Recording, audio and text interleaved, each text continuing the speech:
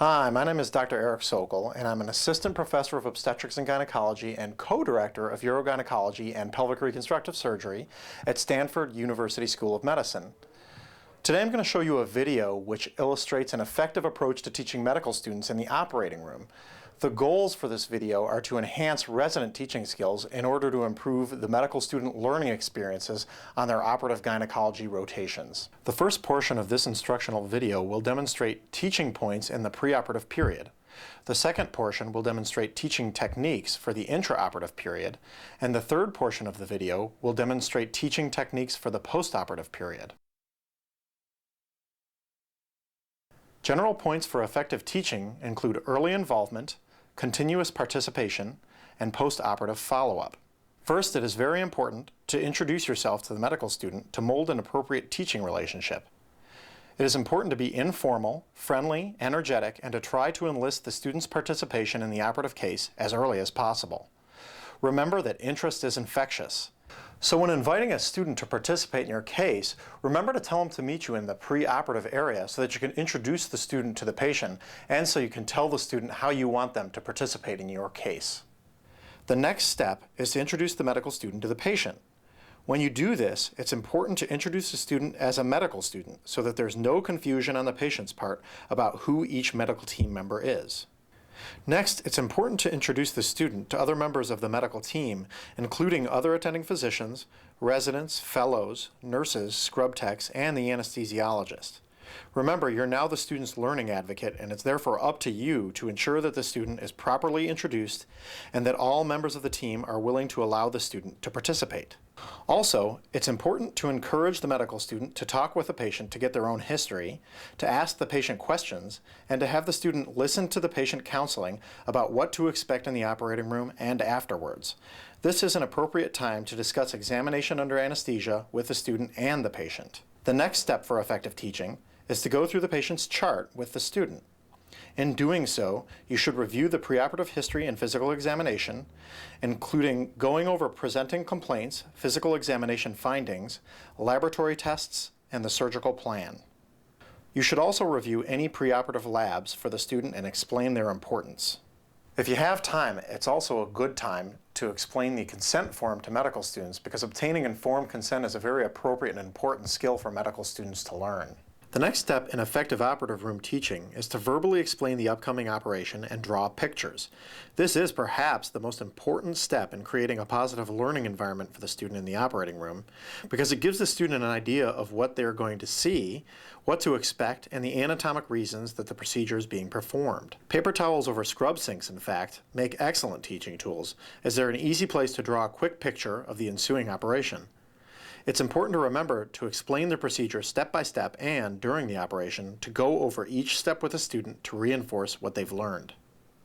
I also routinely encourage students to ask to do things in the operating room, such as close the fascia and close the skin, because when they do, they're not only exhibiting an interest in learning, but the worst thing that can happen is that the attending physician says no.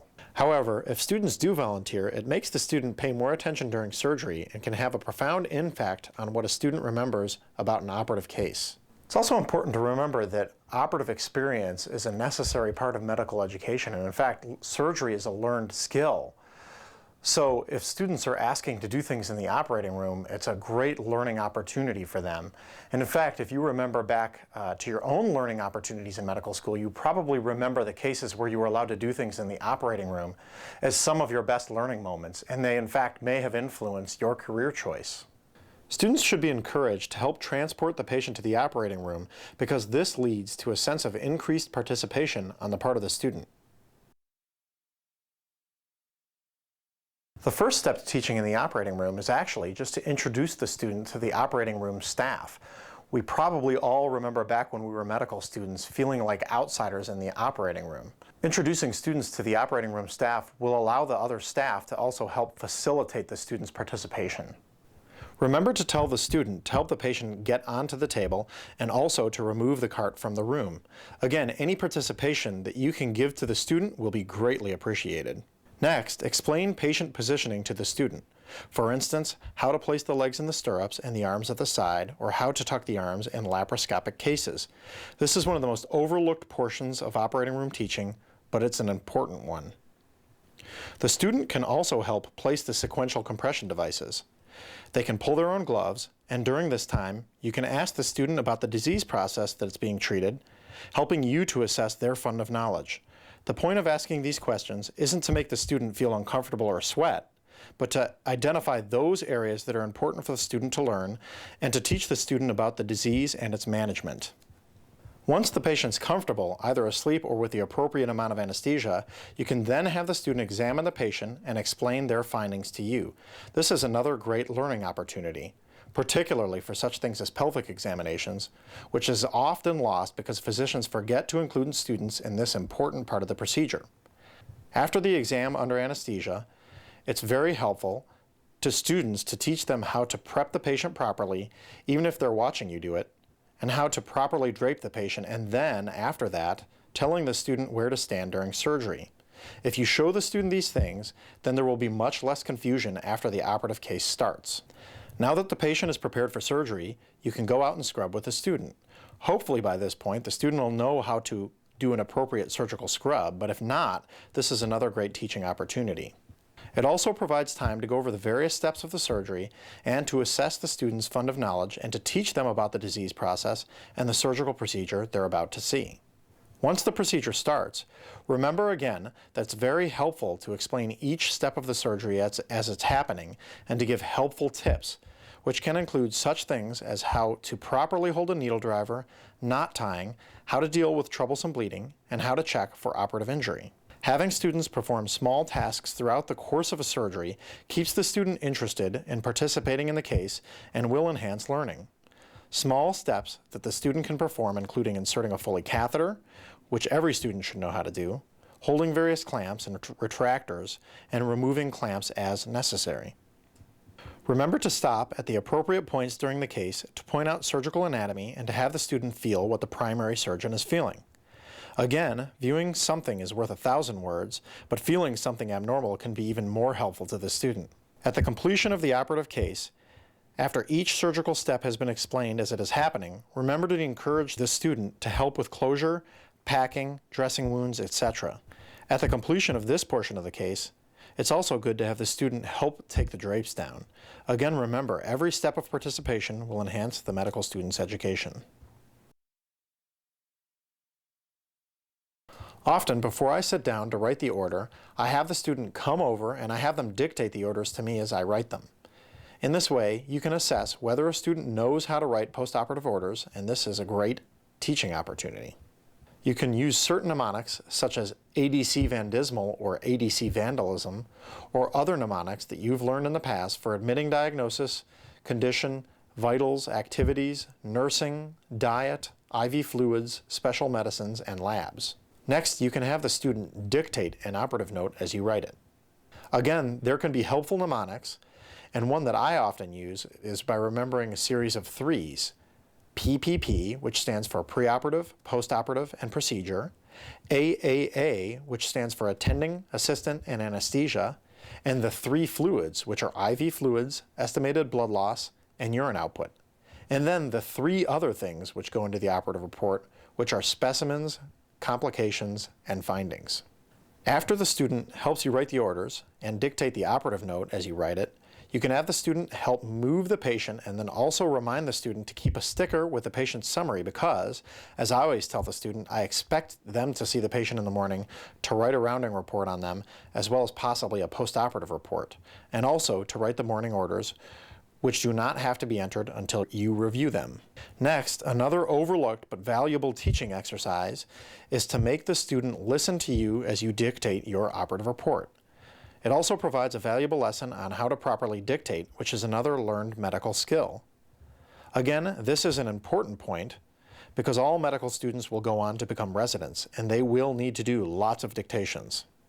Tell the students where to find the patients in the morning when they're rounding and what time to get there. It's easy to become frustrated with medical students when they don't show up in the right place or don't show up on time, but sometimes it's just because they don't know what time you round or even in fact where to go. I always tell students what they can and should do in the morning, such as removing wound packings, removing bandages, etc. Again, these are great learning opportunities and necessary skills for the students to learn. I always encourage students to write orders in the morning on a new order sheet because that way they can be changed before they're submitted.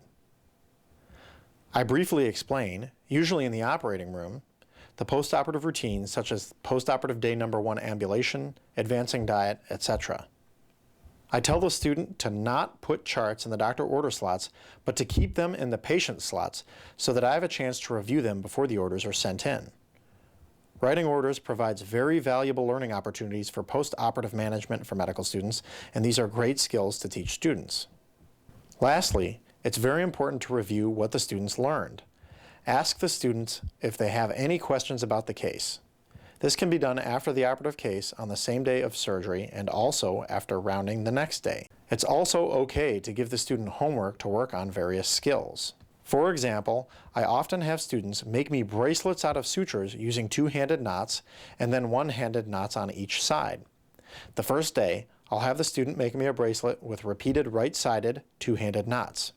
The next day, I will have them make a bracelet with repeated left-sided two-handed knots. The day after that, a right-sided one-handed knot bracelet, and then lastly, a left-sided one-handed knot bracelet. Making these bracelets provides great motivation for students to learn how to tie one-handed and two-handed knots. And this is, of course, one of the most important skills for any student considering entering any kind of surgical specialty or any medical specialty for that matter. Of course, it is important, before you assign the homework, to demonstrate to students how to do both one-handed and two-handed knots. Lastly, if the student's still on your rotation, it can be really helpful to have the student read the operative dictation and also describe the surgery that they saw with you in their own words. This not only allows you to reinforce the various steps of the surgery and also the disease process, but it also allows you to assess how much that student learned during your operative case.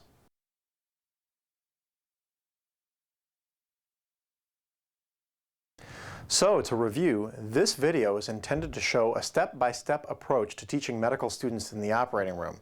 The goals, again, of this video were to enhance medical student education in the operating room and to improve resident teaching skills. Again, general points include early involvement, continuous participation, and post-operative follow-up. In the preoperative period, it's very important to introduce yourself to the medical student, to invite the student to participate in the operating room case, to introduce the student to other healthcare team members, and to introduce the student to the patient. It is also very important to go through the various aspects of the patient's chart with the student, including labs, exams, plan, to explain and draw the surgical steps, and to encourage the student to ask to do things in the operating room. In the operating room, it's important to introduce the student to the operating room staff, teach the student about positioning, scrubbing, and draping, have the student do things such as place SCDs, take the bed out, pull their own gloves, and so forth, and then to verbally go through the steps of the procedure as they are happening, and to give them helpful hints on tying knots, how to use the needle drivers, etc. In the postoperative period, it is a great teaching technique to have the student dictate the orders to you as you write them, and also to have them dictate an operative note to you as you write it, using various mnemonics, and then to have the student follow up postoperatively to write a postoperative note on the patient and to see the patient on the ensuing postoperative days, where you can go over their notes and the orders they have written but not yet sent in. Lastly, it's very helpful to give the student various tasks such as knot tying that they can practice at home. If you follow the simple steps in this teaching outline, you're guaranteed to improve the medical student's learning experiences in the operating room. This could be important because, as you may remember, the experience that you had on your surgical gynecology rotation probably had a lot to do with why you decided to go into the field. And what I am hoping is that improving resident teaching skills will in the future enhance learning experiences that medical students have on rotation and maybe even convince a few gifted students to go into our subspecialty. So, thank you for taking the time to watch this instructional teaching video. I hope you found it helpful, and you will be provided with written materials including a teaching outline which you can use to improve your teaching skills.